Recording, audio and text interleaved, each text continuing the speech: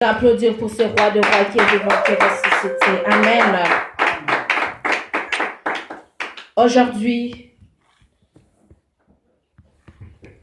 Aujourd'hui, nous célébrons la Pâque.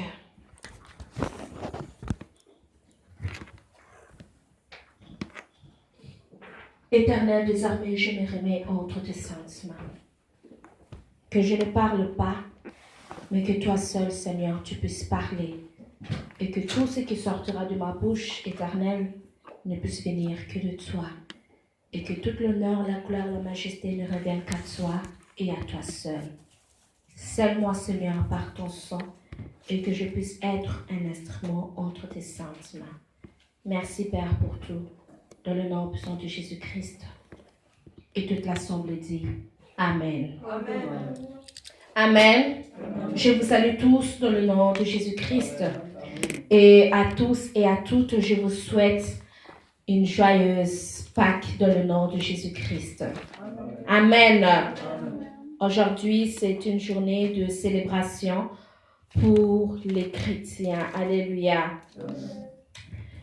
J'intitulerai la prédication d'aujourd'hui, qui est sur Pâques, je l'intitulerai « Je passerai par-dessus vous ».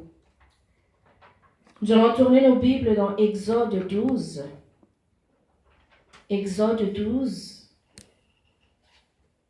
du verset 3 jusqu'au verset 14.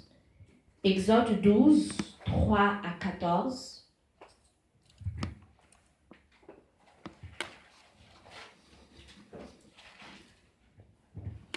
La parole de Dieu nous dit, Exode 12, 3 à 14, « Parlez à toute l'assemblée d'Israël et dites, le 10e jour de ce mois, on prendra un agneau pour chaque famille, un agneau pour chaque maison. Si la maison est trop peu nombreuse pour un agneau, on le prendra avec son plus proche voisin selon le nombre de personnes. Vous compterez pour cet agneau d'après ce que chacun peut manger. Ce sera un agneau sans défaut, mâle, âgé d'1 an. Vous pourrez prendre un agneau ou un chevreau. Vous le garderez jusqu'au 14e jour de ce mois, et toute l'assemblée d'Israël l'immolera entre les 2 soirs. On prendra de son sang, verset 7, et on mettra sur les 2 poteaux et sur le linteau de la porte des maisons où on le mangera. Cette même nuit, on en mangera la chair rôtie au feu. On la mangera avec des pains sans levain et des herbes amères. Vous ne le mangerez point à demi cuit et bouilli dans l'eau, mais il sera rôti au feu avec la tête, les jambes et l'intérieur. Vous n'en laisserez rien jusqu'au matin, et s'il en reste quelque chose le matin, vous le brûlerez au feu. Quand vous le mangerez, vous aurez vos reins sains, vos souliers aux pieds et votre bâton à la main. Et vous le mangerez à la hâte. C'est la Pâque de l'Éternel. Verset 12. Cette nuit-là, je passerai dans le pays d'Égypte et je frapperai tous les premiers-nés du pays d'Égypte, depuis les hommes jusqu'aux animaux, et j'exercerai des jugements contre tous les dieux de l'Égypte. Je suis l'Éternel. Le sang vous servira de signe sur les maisons où vous serez. Je verrai le sang et je passerai par-dessus vous. Et il n'y aura point de plaie qui vous détruise quand je frapperai le pays d'Égypte. Verset 14. Vous conserverez le souvenir de ces jours et vous le célébrerez par une fête en l'honneur de l'Éternel.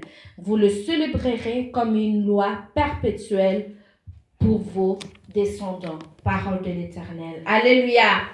Amen. Amen. Nous venons de lire ici ce que l'Éternel avait dit à Moïse et à Aaron lorsqu'ils étaient encore dans le pays d'Égypte.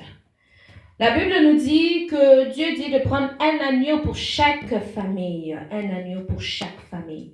L'agneau, c'est la représentation de Jésus-Christ. La famille, c'est la première église que Dieu te donne. C'est Christ qui doit maintenant être la famille, la base, le fondement de cette famille. Dieu n'a pas dit de faire Une fête, ce qui veut dire tout le monde ensemble, d'être tout le monde au même endroit, de prendre des agneaux, de les couper, de les préparer et que tout le monde vient manger en un seul lieu au même endroit. Non. Mais Dieu a dit dans chaque maison, dans chaque famille, de prendre un agneau. Donc, la Pâque, tu dois la célébrer toi et ta famille. Christ doit être le fondement de ta famille. Alléluia. Si nous tournons dans Jean 1, au verset 29, la parole de Dieu nous dit dans Jean 1, verset 29, « Le lendemain, il vit Jésus venant à lui et il dit, « Voici l'agneau de Dieu qui ôte le péché du monde. » Jésus-Christ, il est l'agneau que Dieu donna à son peuple pour lui donner la vie. Le péché est ce qui nous donne la mort. La Bible nous dit, car le salaire du péché, c'est la mort. Nous étions dans la mort. Le peuple était mort. C'était comme des gens qui vivaient mais qui étaient morts. C'était comme des morts vivants.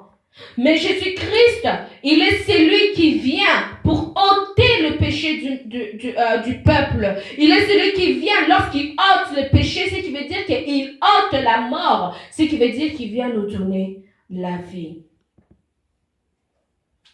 Jésus-Christ, lui qui est celui qui vient nous donner la vie, lui qui est celui qui vient ôter le péché du monde, il est aussi celui qui vient changer les circonstances dans notre vie. Dieu a dit à Moïse que le peuple devait manger cet agneau, ce qui veut dire Christ, et il devait être en eux afin de pouvoir prendre leurs péchés et les rendre agréables aux yeux de Dieu. Et lorsque Dieu maintenant allait regarder le peuple, Dieu allait voir Christ, l'agneau, en eux. Alléluia. Amen. Le peuple d'Israël était celui qui avait vécu des années et des années parmi les Égyptiens. Bien même qu'ils connaissaient et qu'ils servaient Dieu. Mais le fait de voir, le fait de côtoyer les Égyptiens, les païens, tous les jours régulièrement, ce qui veut dire qu'ils étaient aussi impurs, ils étaient régulièrement souillés. Mais Dieu dit, afin que la mort ne puisse pas venir vous toucher, afin que l'esprit de mort ne puisse pas venir au milieu de vous. Il faut maintenant instituer la Pâque, que Christ puisse être au milieu de vous, afin de pouvoir ôter cette souillure, ces péchés, ces transgressions, des choses qui vous reliaient avec l'Égypte qui était au milieu de vous. La chair devait être mangée. Lorsqu'on regarde dans Exode 12, Dieu dit que la chair devait être mangée, mais le sang devait être appliqué sur les linteaux des portes au temps de Moïse. La chair, Christ en nous, doit être l'ADN, doit être son ADN en nous, le symbole de notre appartenance à Dieu. Et le sang sur les portes, c'est le témoignage de la victoire de Christ sur la mort. La Pâque, c'est une guerre spirituelle qui se passe ici sur la terre. Pourquoi est-ce que je dis que la Pâque, c'est une guerre spirituelle qui se passe sur la terre? C'est parce qu'il y a une guerre de la vie et de la mort. Le moment où les chrétiens doivent combattre avec Christ en eux contre le souffle satanique. La Bible nous dit que le peuple était armé en mangeant la Pâque. Ce combat se passe en esprit et non dans la chair. Le combat dans la chair amène la mort. Lorsque les soldats avec Judas étaient venus pour arrêter Christ, on a vu que Pierre, il est celui qui avait pris l'épée et qu'il est allé maintenant pour couper l'oreille du soldat. On a vu que Christ lui a dit de ne pas faire ça. Celui qui tue avec l'épée périra par l'épée. Alléluia. Or, lorsque nous regardons dans le temps de Moïse, dans Exode 12, la Bible nous dit que le peuple devait avoir le bâton à la main, les souliers et la ceinture. Nous allons lire ces versets.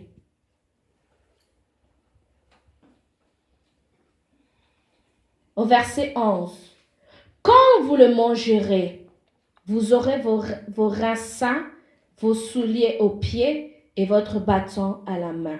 Et vous le mangerez à la hâte.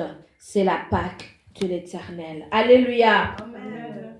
Mangez la Pâque avec les reins sains, les chaussures aux pieds et le bâton à la main. C'était leur tenue pour aller combattre. Mais pas combattre dans la chair, mais combattre spirituellement. Eux, ils combattaient en mangeant spirituellement et Dieu combattait spirituellement et charnellement pour eux à l'extérieur et aussi à l'intérieur de leur maison par le sang de l'agneau sur le linteau des portes. Le sang de Jésus était l'arme, si je peux dire, le bâton qui mettait KO l'esprit des morts qui circulait à l'extérieur. Cela ne pouvait pas le toucher. Lorsque l'esprit des morts venait, il voyait le sang. C'était le symbole que ce peuple-là, les gens qui étaient à l'intérieur, que cette église-là appartenait à Christ. Tout le monde peut avoir des églises, mais toutes les églises n'appartiennent pas à Christ. Pour que ton église puisse appartenir à Christ, il faut que ton église puisse être une église où sur les portes, il y a le sang de Jésus-Christ. Que Jésus-Christ lui-même puisse être le fondement de votre famille, de votre église. Le sang de Jésus-Christ est ce que Christ a versé à la croix et qui fut un témoignage. La Pâque, c'est le passage de la libération du peuple de Dieu. Après la Pâque, on voit que le peuple a retrouvé la liberté. Il y a eu des plaies. Il y a eu 10 plaies qui se sont passées. Mais malgré les 10 plaies qui sont passées, on a vu que le cœur de Pharaon était toujours fermé, c'était toujours un cœur de pierre. Il refusait de libérer le peuple. Malgré tout ce qu'il pouvait voir, les grenouilles, les sauterelles, l'eau changeait, en somme, malgré tout ce qu'il pouvait voir, à cause que ces magiciens faisaient la même chose, lui, il voyait que Dieu n'était pas Dieu. Alléluia. Amen. Il n'y avait qu'une seule chose qui allait mettre la différence entre Moïse et les magiciens de Pharaon. Lorsqu'on regarde les plaies, lorsqu'on regarde par exemple le serpent, quand Moïse est allé avec son bâton au devant de Pharaon, Moïse a transformé par la puissance de Dieu son bâton est devenu un serpent. Le magicien Pharaon a dit, ah, ça ce n'est rien ça, nous aussi on peut faire ça. Et ils ont fait aussi de même. On a vu dans les plaies, lorsque une plaie arrivait, les magiciens de Pharaon pouvaient faire la même chose. Mais il n'y a qu'une seule chose, bien même que le diable peut imiter, bien même que le diable peut copier, bien même que le diable peut faire aussi des miracles, bien même que le diable peut faire des choses, mais il n'y a qu'une seule chose au temps de Moïse que Dieu a fait, mais que le diable, les puissances des ténèbres, des magiciens, de Pharaon n'a pas pu faire. C'était de ramener à la vie tous les premiers-nés qui étaient morts. Alléluia. Amen. Ce n'est que par ces signes-là, lorsque les premiers-nés des hommes, des bêtes étaient morts et que les magiciens de Pharaon n'ont pas pu ramener à la vie, ce n'est que lorsque le fils de Pharaon était mort que Pharaon a dit que ce peuple-là, que leur Dieu est vraiment Dieu. Il est élevé. Pourquoi? Parce qu'il avait vu maintenant, il était arrivé au point où il était face à un mur. Il était arrivé au point où ces magiciens, ces hommes de force ne pouvaient pas faire ce que Dieu avait fait au travers de Moïse. Alléluia. Amen. Amen. Comme je dis, ce n'est qu'après la Pâque qu'il y a eu la libération du peuple de Dieu. Ce n'est qu'après la Pâque que le peuple trouve la liberté. Ce n'est qu'après la Pâque que l'esclave devient libre. Que le mort ressuscite. C'est le combat que Christ a fait à la croix. Au temps de Christ, la Pâque était célébrée par la Sainte Seine. Lorsqu'on a vu la mort de Jésus-Christ, c'était la période de la Pâque. Et dans cette période-là, avant que que les soldats par Judas viennent prendre Christ, on a vu que Christ, il célébrait la Sainte Seine. Et même Judas aussi, il était là. Judas aussi, il était là, parmi tous les disciples qui prenaient la Sainte Seine avec Jésus-Christ. La Sainte Seine de Jésus-Christ a été célébrée différemment du temps de Moïse.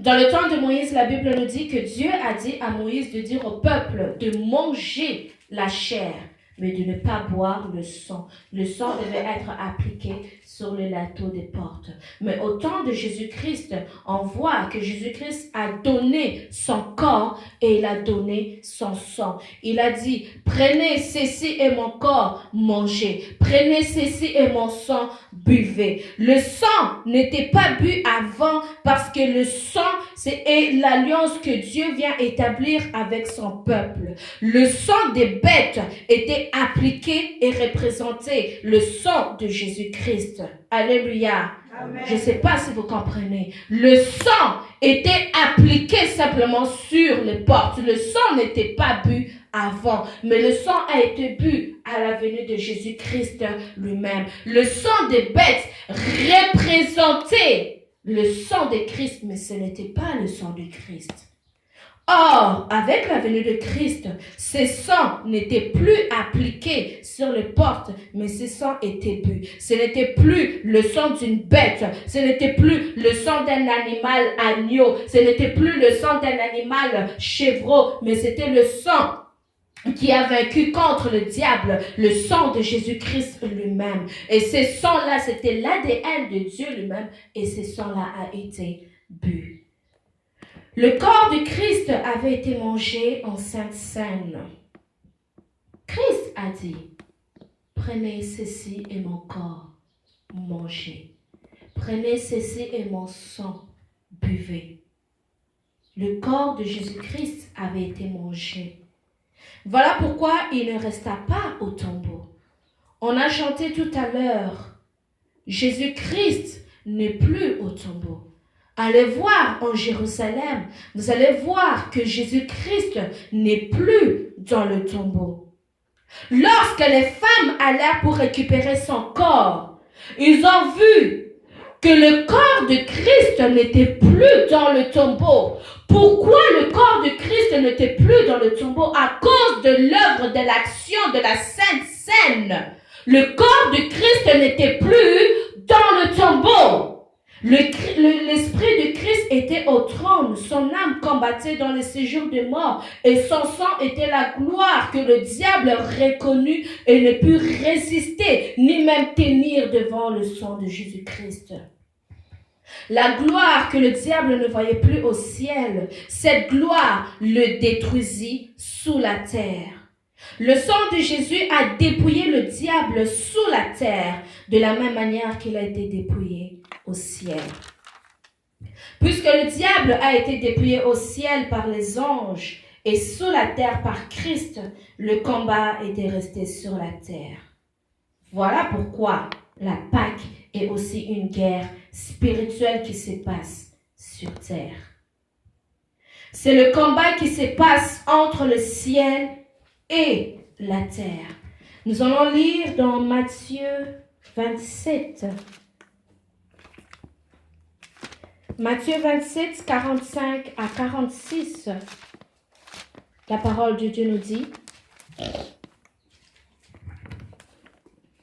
Depuis la 6e heure jusqu'à la 9e, il y eut des ténèbres sur toute la terre. Et vers la 9e heure, Jésus s'écria d'une voix forte: Élie, Élie, lama sabachthani, c'est-à-dire, mon Dieu, pourquoi m'as-tu abandonné? Nous allons lire aussi Apocalypse 12. Apocalypse 12, 7 à 12.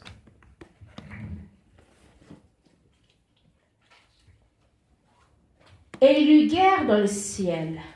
Michel et ses anges combattirent contre le dragon, et le dragon et ses démons combattirent.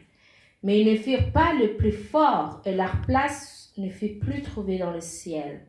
Et il fut précipité, le grand dragon, le serpent ancien, appelé le diable et Satan, celui qui séduit toute la terre. Il fut précipité sur la terre, et ses anges furent précipités avec lui. Et j'ai entendu dans le ciel une voix forte qui disait, « Maintenant, le salut est arrivé, et la puissance et le règne de notre Dieu, et l'autorité de son Christ, car il a été précipité, l'accusateur de nos frères, celui qui les accusait devant notre Dieu, jour et nuit. » Verset 11. Ils l'ont vaincu à cause du sang de l'agneau, à cause de la parole de leur témoignage, et ils n'ont pas aimé leur vie jusqu'à craindre la mort. Verset 12. C'est pourquoi réjouissez-vous, cieux, et vous qui habitez dans les cieux. Malheur à la terre et à la mer, car le diable est descendu vers vous, animé d'une grande colère, sachant qu'il a peu de temps. Parole de l'Éternel. La victoire a été au ciel, mais sur terre, nos péchés recouvraient le corps de Christ. Christ à la croix. Jésus avait nos péchés sur lui pour le clouer à la croix. Jésus-Christ a crié, « Élie, Élie, lama sabachthani. » Mon Dieu, pourquoi m'as-tu abandonné? J'ai bien dit que le corps de Christ avait été mangé.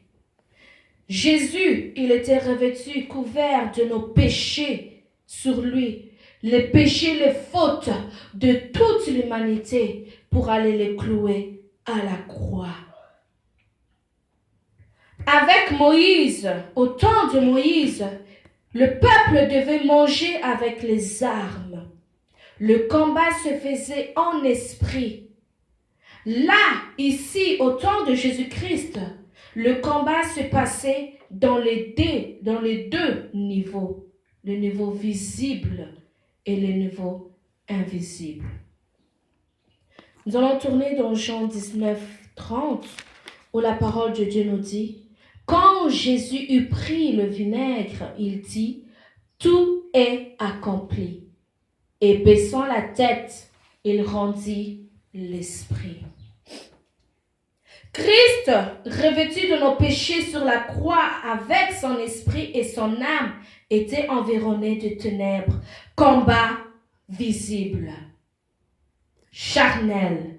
C'est là qu'il a crié, « Élie, Élie, lama sabachthani. » L'esprit de Christ était encore en lui. L'âme de Christ était encore en lui. Et Jésus-Christ, il portait nos péchés, nos fautes à la croix. Et Dieu le Père au ciel ne pouvait pas le regarder à cause des péchés de toute l'humanité que Jésus-Christ, il avait porté à la croix. Mais une fois que Jésus-Christ a cloué nos péchés à la croix, une fois que nos péchés, c'était comme un manteau, hein? Le péché de l'homme, ce n'était pas en Jésus-Christ, mais c'était sur lui qu'il portait. Il a porté nos fardeaux, nos péchés sur ses épaules. Et une fois qu'il était à la croix, il les a cloués, il les a déposés à la croix. Et une fois qu'il les a déposés, il s'est divisa. C'est là le verset qu'on vient de lire, que Jésus-Christ a rendu l'esprit. Jésus s'est divisé. Son esprit alla prendre sa place sur le trône. Et l'âme de Jésus-Christ alla combattre. Il n'était plus sur la croix. Le visible était devenu invisible. C'était maintenant devenu un combat spirituel. L'esprit de Christ siégea sur son trône, ou je peux dire en lingala, Bonzambe na ye était plein, Bonzambe na ye, et vandaki na kiti na bokonzi na ye. Le Christ, maintenant la Trinité était là, sur le trône. Son âme par le sang versé. Car la Bible nous dit, nous allons lire ce verset, Lévitique 17, 11. Je voudrais qu'on puisse le lire. Lévitique 17 au verset 11. La Bible nous dit, car l'âme de la chair est dans le sang. L'âme de la chair est dans le sang. Donc, le sang de Jésus-Christ, c'est la vie. La vie, c'est l'âme. Son âme a combattu. L'âme de Jésus-Christ a combattu. Et par la victoire, le péché sur la croix fut détruit. Et en étant détruit, le voile fut déchiré. Et le sang ressuscita. Et le lien qui avait été brisé a été rétabli. Est-ce que quelqu'un peut dire Alléluia? Amen. Amen. Amen. J'ai bien dit que par son sang, Jésus avec son âme, il est allé combattre. Il est allé combattre où? J'ai dit maintenant c'était un combat qui était rendu spirituel. Ce n'était plus visible, mais c'était maintenant rendu un combat spirituel, invisible. L'esprit de Jésus-Christ au trône, assis sur le trône. Et l'âme de Jésus-Christ était allée dans le séjour des morts, était allée là où est le diable. L'âme de Jésus-Christ était allée dans le gouvernement du diable lui-même. J'ai bien dit plus tôt que les anges, ils ont combattu dans le ciel et ils ont vaincu. Maintenant, c'était à Christ lui-même de descendre sous la terre, dans le gouvernement du diable, aller combattre. Christ, il est la gloire de Dieu. Lorsque Christ était descendu sous la terre, le diable, il a vu et il a reconnu la gloire qu'il avait vue au ciel. Il a reconnu et il a vu sa chute. Il a vu que celui-là est réellement Dieu. Et lorsque l'âme de Jésus-Christ était là en train de combattre, la Bible nous dit que pendant que Christ était en train de combattre, nos péchés qui étaient sur la croix,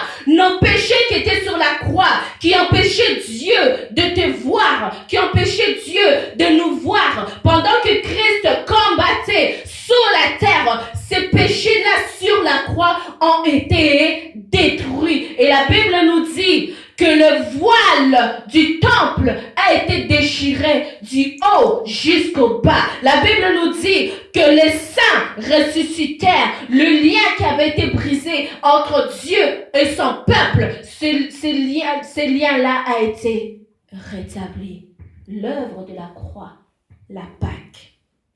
Alléluia. Amen. Après cette victoire, l'âme, l'esprit de Jésus en Dieu sur le trône, la Trinité regarda la croix et vit le sang de Jésus-Christ que Dieu avait dit à Moïse de mettre sur les portes. Alléluia. Amen. Maintenant, la Trinité sur le trône a regardé la croix au lieu de voir nos péchés. Comme je dis, nos péchés ont été détruits. Maintenant, ils ont vu le sang de Jésus-Christ, le sang qui parlait, le sang que Dieu avait dit à Moïse de mettre sur les portes. Ce sang-là a été mis comme le signe. Ce sang, c'est le témoignage de la victoire de Jésus-Christ. L'eau, nous allons lire Jean 19.